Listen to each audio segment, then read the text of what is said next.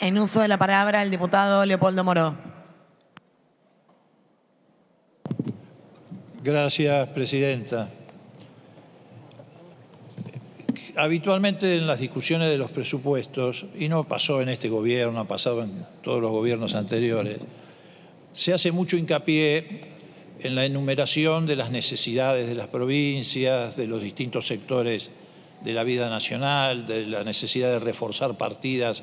Generalmente se pone mucho hincapié en la educación, la salud. Pero cuando llega el momento de discutir los ingresos o los recursos para poder satisfacer ese tipo de demandas, obviamente casi todas legítimas,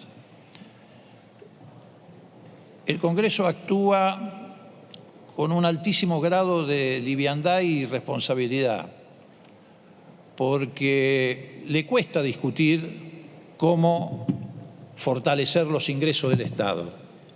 Y sobre todo le cuesta discutirlo cuando se trata de afectar privilegios que hay y de manera bastante abundante en la legislación tributaria de la Argentina. Se fueron sumando privilegios en distintos momentos de acuerdo a la capacidad de lobby que fueran teniendo sectores con gravitación en la economía, en las instituciones o en la política.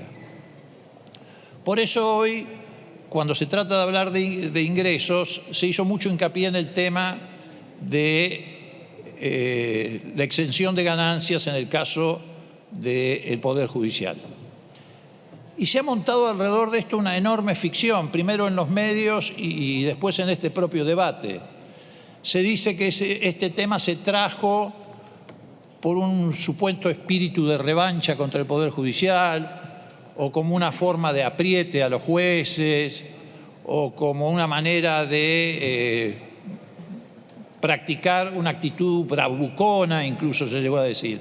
Y esta discusión en el Parlamento, no digo que es más vieja que el sol, pero es bastante vieja. En 1996, cuando lo que se denomina hoy el kirchnerismo, o lo quieran denominar como lo quieran denominar, ni siquiera existía en el proyecto de alguien dando vuelta en la política argentina, en 1996 el Congreso sancionó la ley 24631, incluyendo a legisladores y magistrados en el impuesto a las ganancias. Y no estoy tomando el ejemplo más antiguo, me podría ir más atrás, a la ley de emergencia del año 89. Pero para tomar este dato en concreto, porque quiero empalmarlo con algo que dijo una diputada preopinante hace un rato. Esa ley, 1996, fue corregida por una acordada de la Corte, la acordada 20, de la Corte de la mayoría automática. ¿Y qué hizo la acordada? Lisa y llanamente dispuso, contrariando la ley, invirtiendo la pirámide de Kelsen, dispuso que el Poder Judicial quedaba excluido del pago de ganancias, lisa y llanamente. O sea que esto no tiene nada que ver ni con ningún tipo de revancha, ni con ningún tipo de actitud bravucona, ni en la búsqueda de ofender la dignidad de los jueces porque pueden estar en este momento actuando de tal o cual manera. Es una discusión que, reitero, se viene llevando hace mucho tiempo. Es más, señor presidente, el artículo 110, que acá fue reiteradamente mencionado, dice: recibirán por sus servicios, estamos hablando obviamente de los jueces, una compensación que determinará la ley.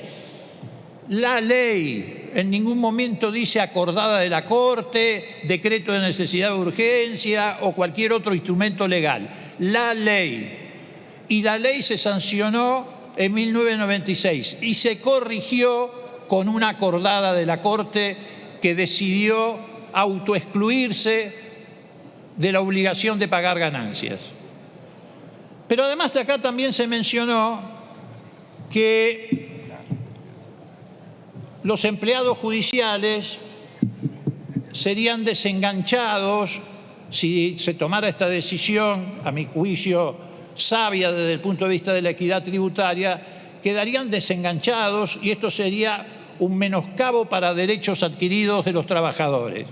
Quiero decirles que en este Congreso, en este recinto, y con algunos de los diputados o diputadas que sostuvieron esta afirmación, se votó el desenganche de los empleados del Poder Legislativo, de nuestro poder.